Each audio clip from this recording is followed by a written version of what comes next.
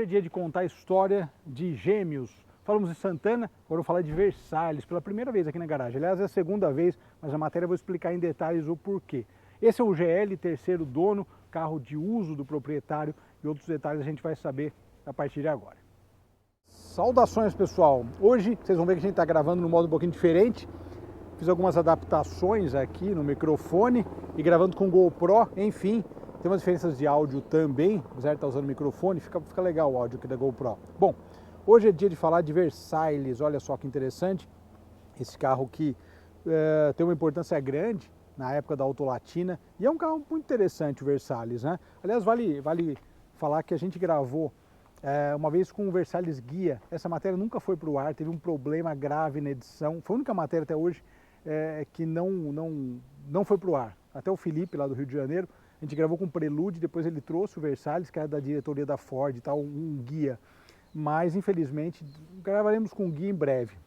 Mas foi engraçado essa história, quer dizer, na época foi meio desesperador por conta da ideia de não ter um Versalhes aqui na garagem. Mas temos agora esse aqui, que é um carro sensacional. E vale ressaltar que esse é um carro de uso diário do proprietário. Esse carro, aliás, o proprietário tem aquele Chevette automático. Quem acompanha a garagem há alguns anos vai lembrar. Chevette automático e aquele Fusca, que era do tio-avô dele, você lembra que a gente falou aqui recentemente? Acho que foi ano passado. Dessa forma, esse carro também está nessa mesma, eu vou chamar de coleção, mas a mesma garagem, e é um carro usado também diariamente. Olha que interessante a história e que fantástico poder contar essas histórias aqui na garagem. Exemplar de 96, terceiro dono, 175 mil quilômetros, olha só que legal, olha só que carro íntegro, né? A gente sabe o Versalhes irmão do Santana, mas com características próprias, né? Um estilo Ford, dirigindo a gente vai comentar algumas coisas nesse sentido também. Esse carro tem um opcional, é uma versão GL, a primeira versão, mas opcional, roda de liga. E essa roda é bonita, né? Fala a verdade. Mas o para-choque não é pintado, enfim, tem diferenciais aí estéticos, que aliás era algo que as marcas faziam nos anos 80, 90, esses diferenciais estéticos entre as versões que as marcas hoje em dia já nem fazem mais, né? Eu acho que é bacana, cara, eu acho que é legal, particularmente. Mas o Versalhes é um carro charmoso, né? A gente vê a diferença dele para o Santana. Eu acho o Versalhes bem charmoso mesmo, ele tem um estilo próprio, logicamente, Autolatina, DNA Autolatina, então ele traz aí aquele mesmo estilo do Santana da época, mas ele tem uma personalidade diferente, personalidade Ford, e isso é engraçado mesmo, né, quando a gente consegue ver. Um detalhe interessante da traseira dessa época, dos 9,6, eles não têm aquele prolongador que a gente sempre fala aqui na garagem, e é curioso porque o prolongador de lanterna, as marcas agora voltou essa moda, né? Todas as marcas têm, mas eles tinham já nos anos 90, né? Porque foi uma moda que veio nos anos 80 também, mas esse aqui já tem os faróis bem separados. E olha só, a versão 2.0 também, né? Não é um 1.8, outra coisa bacana. Aqui, lógico, essa abertura de portas fala, estou no Volkswagen. Se você tiver de olhos vendados, tem certeza que você está no Volkswagen. Mas é um Ford. E olha o acabamento. Cara, o cheiro do estofamento desses carros, cara, é muito interessante. O cheiro do estofamento é um negócio sensacional. E o detalhe também, por ser um carro de uso, terceiro dono, daqui a pouco eu vou contar a história dirigindo, alguns detalhes. Coisas que a gente gosta, olha só que legal, esse banco de tecido, que é uma coisa que hoje em dia está faltando muito, né? Banco de tecido. Eu vou até ligar ele, peraí, pra gente deixar o volante alinhadinho. Olha só, que beleza. Peraí, que aqui a trava elétrica também um opcional. E olha o charme desse painel, olha o charme. É o painel gêmeo também do Santana, né? Com alguns toques Ford. A versão GL tem aqui o relógio, né? Nós não temos o contagiros ou aquela mais informação que a versão guia tem, mas aqui ó, os comandos na lateral, volante de 4 raios, bastante sóbrio também, vale ressaltar, câmbio de 5 marchas, os pedais também, ó, Volkswagen. A Autolatina é bem curiosa, né, em alguns aspectos. Esse pomo de câmbio bem Ford também, né, quem conhece já identificou. E olha a maciez desse estofamento. Cara, o mais legal é que esse carro é usado todos os dias pelo proprietário, né? Ele alterna esse, o Chevette, Mas o mais interessante é isso, e o conforto, cara. A gente agora vai falar da mecânica, vai andar no carro e vai poder falar justamente desse item interessante, que é o nível de conforto. Então vamos conferir aí, porque realmente esse é um daqueles carros que a gente vai rodar e se divertir. Olha que legal aqui, ó. Quilometragem 174.353.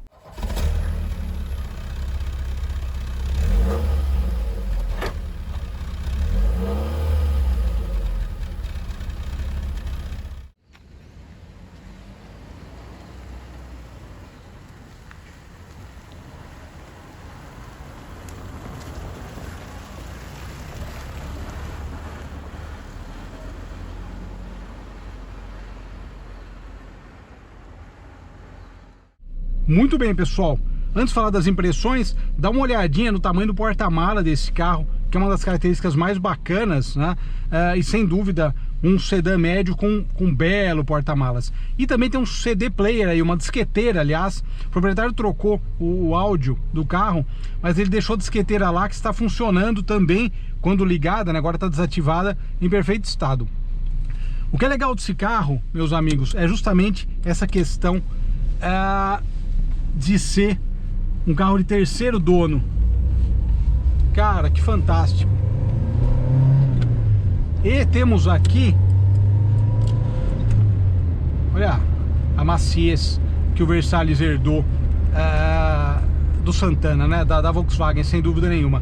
E uma característica legal, a gente tá andando hoje aqui, tempo chuvoso, mas estamos andando com ar ligado. Cara, que comodidade, que comodidade. Carro antigo com o ar ligado, um negócio incrível. Esse carro tá com quase 30 anos, né? A Autolatina começou lá na década de 80 e depois começaram a surgir esses frutos. Apollo e Verona, sempre que a gente falou daquela matéria do Apollo e Verona, eu vou colocar no final do vídeo a do GLSI, aquele branco pérola que a gente gravou. Mas do Apollo e Verona, procura aí, que foi uma matéria muito bacana também. E surgiram, né, esses gêmeos aí das marcas Ford e Volkswagen. Então, Apollo e Verona, o Versalhes e o Santana. Quanto em Royale, uma das melhores, uma das mais legais. Eu quero trazer uma Royale aqui para o canal, porque é um carro que eu acho bem bacana. E logicamente as marcas combinavam entre si. Então você tinha lá Quantum naquele momento, né? 4 portas, Royale só 2 portas. Então as marcas combinavam em si, meio que para não canibalizar o mercado, para não ficar, digamos, uma concorrência, não seria desleal, mas já que eram carros quase idênticos, então eles fizeram essas combinações de modo a falar, não, então cada carro vai ter uma característica própria. Tanto que a revista Quatro Rodas fez o comparativo entre o Versalhes e o Santana, e daí o Versalhes saiu vencedor por conta do pacote de peça de manutenção, que era um pouco mais barato, né, do que o da Volkswagen. E depois eles fizeram Royale e Quantum ganhou, então é aquele meio termo, né? Quantum ganhou porque tinha 4 portas, para uma perua familiar é mais interessante, né? 4 portas do que uma versão de 2 portas. Então é engraçado, né? Eles vão fazendo esse meio de campo para agradar um lado e o outro.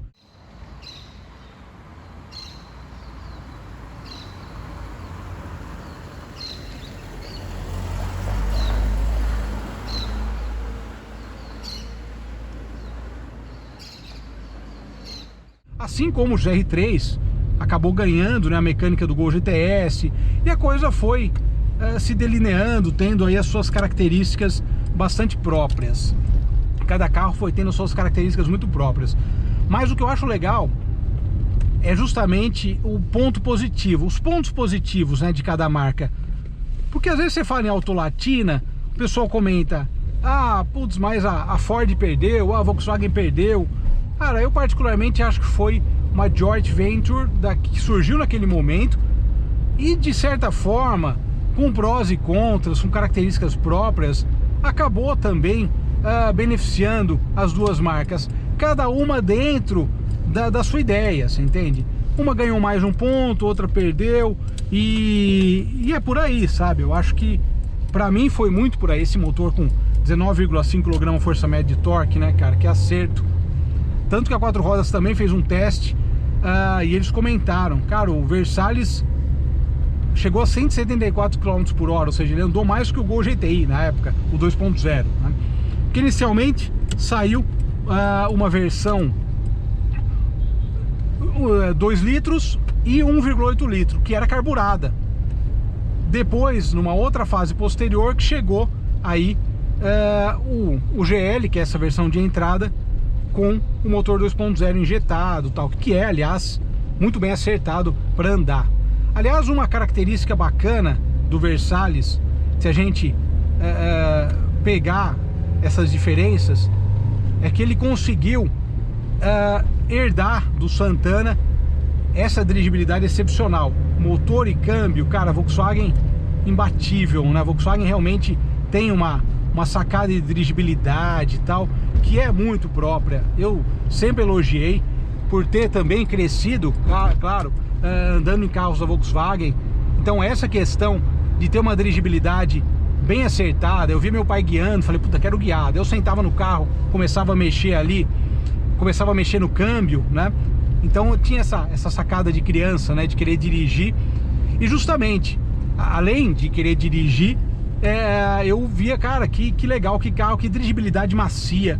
E daí quando eu comecei a guiar, e depois, lógico, com o canal, tive a oportunidade de guiar coisas diferentes, eu fui vendo, falei, cara, olha que bacana, né? Que realmente tudo que as revistas falavam da época é muito bem acertado, cara. E o Versalhes, ele consegue pegar tudo do Santana e eles deram um toque Ford em algumas coisas também, né? Isso que é engraçado. Você pega um Del Rey com motor AP, ele tem alguma coisa que é muito Ford, sabe assim? O Versalhes, logicamente, entrou no lugar do Del Rey, mas é legal você ver essas diferenças e semelhanças entre esses carros e entre esse período muito próprio da indústria automobilística nacional com esses irmãos gêmeos. Eu acho que é uma das coisas mais legais.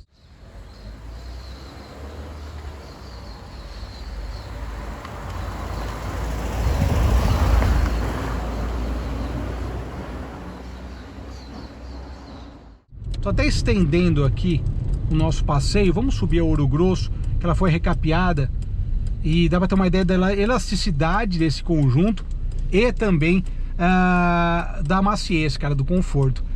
Esse carro tem opcionais, é um dos opcionais, jogo de rodas 14, de liga leve, originalmente calota, roda preta. Uma coisa que eu comentei também, como era bacana na época essa diferenciação. O carro básico, ele era básico, né? Ou seja, você olhava e falava, cara, o para-choque é preto, não é pintado, aquela coisa toda. O carro mais completo era mais completo. Isso realmente para mim, ó, direção hidráulica, cara, que carro macio, para mim era uma das coisas mais interessantes, né? Essa diferenciação entre as versões. E olha aqui como esse, ó, ar ligado, como esse motor é bem elástico, cara. Que conjunto. Isso é muito estrada também, porque como eu falei, esse carro está no terceiro dono atualmente, essa quilometragem original, pintura original, e um carro muito bem cuidado. Então, ou seja, desde que o proprietário atual está com ele, né, ele comprou para o pai e tal, do primeiro dono, depois ficou com ele, um carro realmente muito bem cuidado, como aliás os outros carros do Maurício que a gente já mostrou aqui no canal. Olha que maciez, cara, fantástico, realmente excepcional. Dá vontade de ficar guiando esse carro, pegar uma estrada e ir embora. Muita elasticidade, né, cara? Olha só que interessante. Você vê, até numa quinta marcha ele consegue. Incrível, cara. Realmente, carros que escreveram a história da Ford no Brasil. E esse Versalhes, muito bom, excepcional o carro. Motor elástico, conforto, ar gelando. Uma delícia, cara, uma delícia. Realmente excepcional. E essa história foi acabar em 97, aí vieram outros modelos, enfim, houve uma mudança. Mas claro que esse carro tem um lugar aí na história, né? Por conta dessas características todas que eu elenquei aqui. Grande abraço, pessoal. Nos estendemos aqui na volta, mas, cara, que conforto, valeu muito a pena. Obrigado, pessoal, um grande abraço. Até mais. Tchau, tchau. Uma marcha lenta com ar ligado. Que sossego.